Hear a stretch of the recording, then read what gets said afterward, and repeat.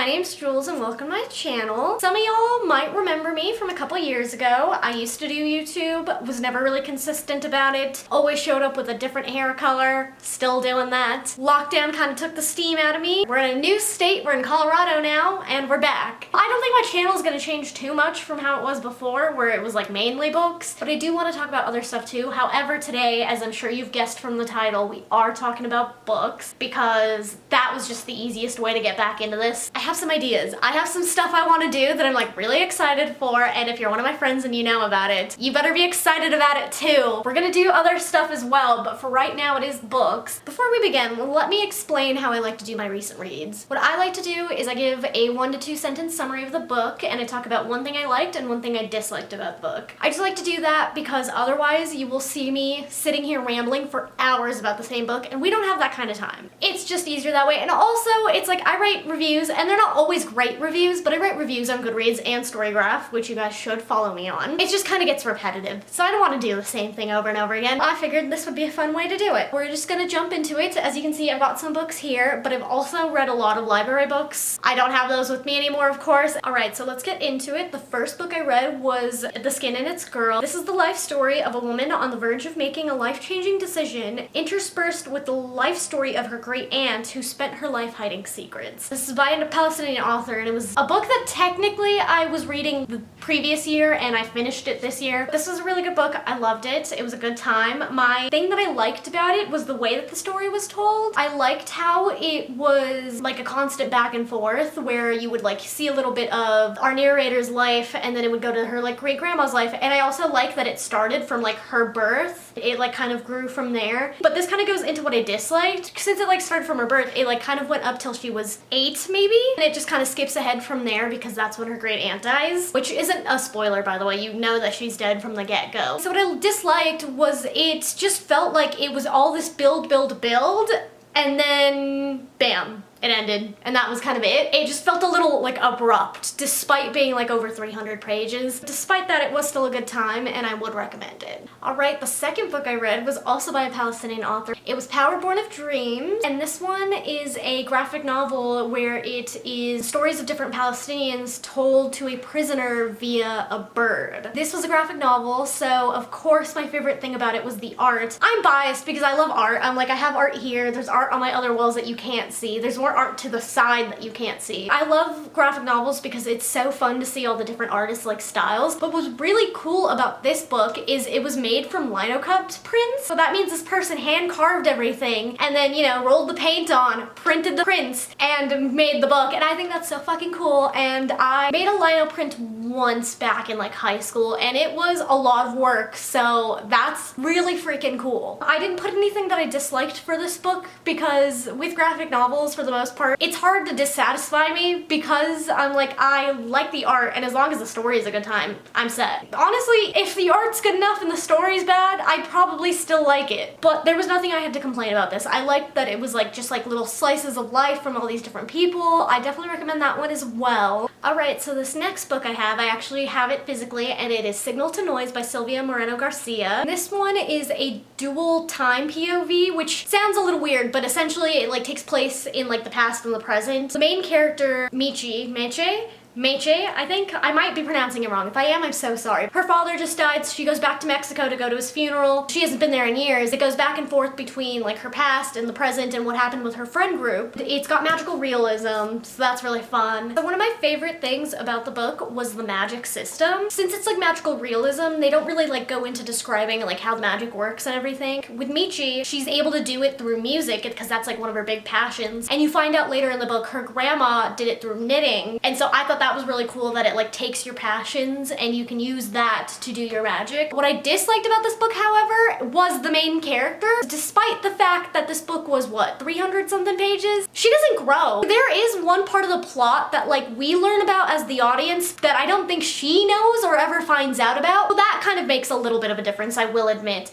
However, She was just so annoying, constantly like mad at everybody else, and it's like, yeah, some people are to blame, but other people are not to blame, and you need to chill, girly pop. How are we gonna go through this entire book and you learn nothing? And you still get the guy somehow. Like, make it make sense to me. All right, and now we've got another book that I don't have with me because I got it from the library, which, go to the library if you don't. Not only am I getting books from the library, I get movies all the time. I've got like 5 to 7 of them checked out right now. Love it, it's great. Go to your fucking local library. So this next book is Daughter of the Moon Goddess, and this is about a girl whose life is changed when she discovers her mother is exiled for upsetting the Celestial Emperor. It becomes her life's mission to save and free her mother. And this was a great time. I loved this duology. The thing I liked most about this book was the main character's like moral backbone. Like, not once does she waver on her mission. Her goal is, I'm gonna save my mom, and it's like no matter how many side quests she goes on, she's still like, I'm gonna save my mom, and I really like that. As for the thing that I disliked, there was so much secondhand embarrassment in the first 100 pages that I almost DNF. Anytime anything embarrassing would happen to her, I was screaming. I was like, my skin is crawling, I'm upset, I have to put this book down, like I don't like it. I feel this way about any kind of media that I consumed. If there's like secondhand embarrassment that I can feel, it's gonna make me physically uncomfortable. That was like a big no-no for me. We don't need to be doing that. You can embarrass your character without making me feel it. People get embarrassed sometimes, that's just what's gonna happen, but why do I have to feel it like it's happening to me? And up next, we've got another graphic novel, and it's another one that I own. This is The Magic Fish. This is a story about a mother and son and how they express their love to one another through fairy tales. Surprising absolutely nobody, my favorite thing is the art. Look at that! And what's also really cool, it goes back and forth between the mother and son and the fairy tales, and so depending on what you're looking at, it's different colors. We've got fairy tale, we've got the present day, we've got the past. The art absolutely stunning in this one. Of course, again, surprising nobody, did not put anything in the dislikes. The next book I read was Spinning by Tilly Walden. This one's another graphic novel, however this one's a memoir. It's about Tilly Walden when she was a middle schooler slash high schooler. It's just kind of about her skating and growing up and like her changing interests and just kind of dealing with that. The art was again my favorite part. I will say that compared to Tilly Walden's other book, On a Sunbeam, the art in this one's a lot more simple. It's not space and stuff, so of course it's not going to be as intense. However, I still think it's great. I really love her style. I didn't dislike anything about this book. Whenever it's a memoir, I feel weird disliking anything that isn't like a structural thing, just because I'm like, this is somebody's life. Next up, I have another graphic novel, except this time it's a little trilogy. It's the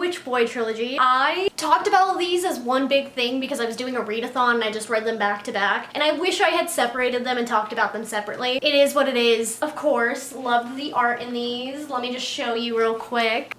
Such a fun time, love the colors. Like, look at that, look at that! How can you not love this art?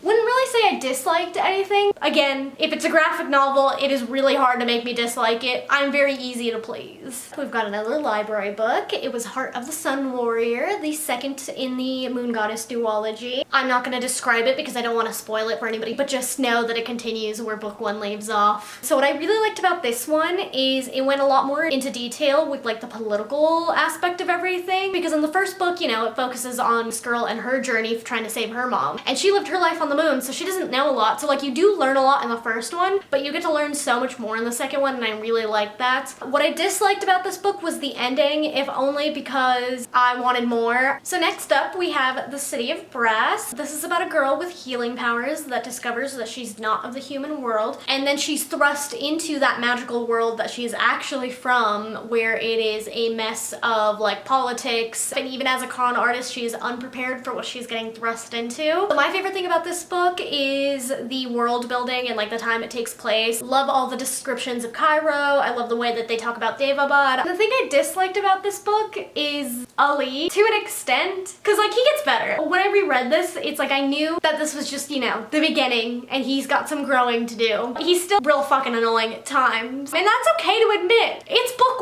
1. Your characters are gonna be a little annoying, and that's okay. So I don't fault him for that. So the next book I read is Behind You is the Sea, and this is a book that follows 3 Palestinian families living in Baltimore. Okay, my camera died on me, so if this shifted a little bit, So sorry. Behind You is the Sea. What I liked about that book was the way that it was told. Each chapter was kind of a little slice of life. I thought that was really nice since we were dealing with so many families and so many characters to be able to do that in and out. However, what I disliked was it didn't really feel like a complete book. The cover describes one story and then you're given a different story, and so because of that it just felt a little off. I still had a good time, but I just had wished that it had delivered on what the cover had said, or that the cover had been a little more accurate about what the book was going to be. The next book I read was The Siren Queen, and this is about a 1920s Chinese American girl who falls in love with film and decides that she wants to become an actress, and then she proceeds to do that, and she goes on to describe the horrors of the film industry. And what's really cool about this one is it's also another one with magical realism. I feel describes magic even less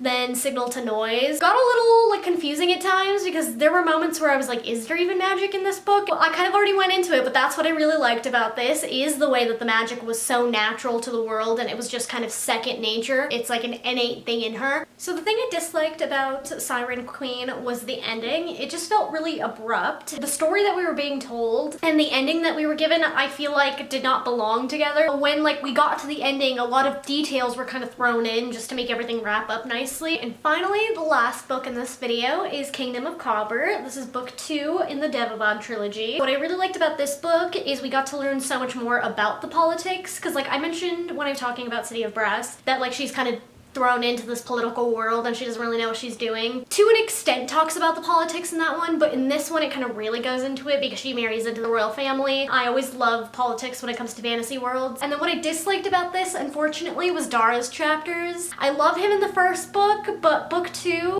his character, it just hit a point where like at first I was like, yeah, love Dara, great. And then like by the end I was actively dreading reading his chapters. That wraps up my recent reads. One thing I want to keep doing that I used to do that none of y'all would ever answer, by the way, so you better answer now. I like to end my videos with a question that I ask y'all to answer in the comments, and then I give my answer in this video so you guys can hear what I have to say about whatever it is I'm asking, because I'm not going to ask a question and not give you my answer. That would just be rude. My question for this one is, what is a piece of media this year that you've either like listened to, watched, read, whatever, that you're still thinking about, like you think about every single day? Mine is The Prince of Egypt, which I watched. It was the second movie I watched this year. I'm at 77 according to Letterboxd right now. 77 movies. This was movie 2, and I think about it every day. Is it a religion story? Yeah, but is it also about two brothers who were just doomed by the narrative? No matter what, it was never gonna work out for them? Yeah, a really good movie. They finally put it on Netflix. Don't know how long it's going to be there, so watch it immediately. It's amazing, so I recommend that to you. Tell me down below, please, please, please tell me down below what is a piece of media that you guys have been thinking about every single day this year. But that's it, and I will see you guys next time. Bye!